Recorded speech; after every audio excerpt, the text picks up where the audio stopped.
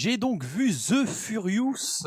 C'est un film d'action hongkongais de Kenji Tanigaki avec Joe Taslim parmi les rôles principaux les plus connus. Si vous voulez aller voir cet énorme film d'action subversif et complètement loufoque qui est un peu à la The Raid, eh ben, il faut le faire à l'aveuglette sans rien connaître à son sujet, comme j'ai pu faire moi. C'est un uppercut en pleine poire. C'est The Raid, mais en version modernisée avec quelques imperfections, enfoui sous un déluge d'arts martiaux, de brutalité et de duels qui vous laissent pas respirer. L'histoire, elle raconte celle dans une ville d'Asie du Sud-Est.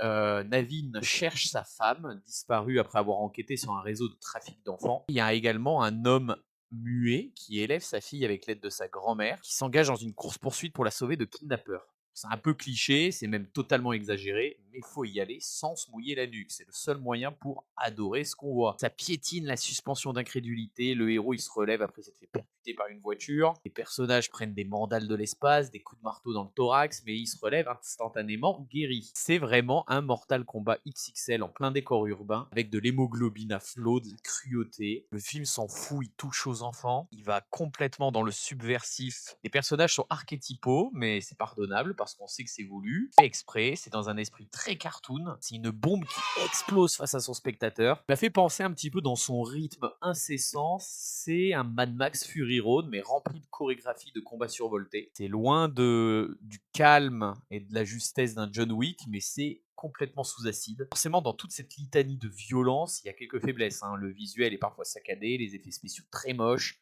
quelques points de détail des effets spéciaux sont faits par intelligence artificielle. Les personnages sont forcés d'être amis au bout de 3 minutes après avoir simplement échangé quelques moments de baston. La fin, elle est pas toujours bien montée, donc on comprend pas vraiment la conclusion. Est-ce qu'il est dans l'au-delà? Est-ce qu'il vit encore? Désolé du spoil, mais on comprend rien, donc il y a un moment donné, faut le dire, il faut expliquer.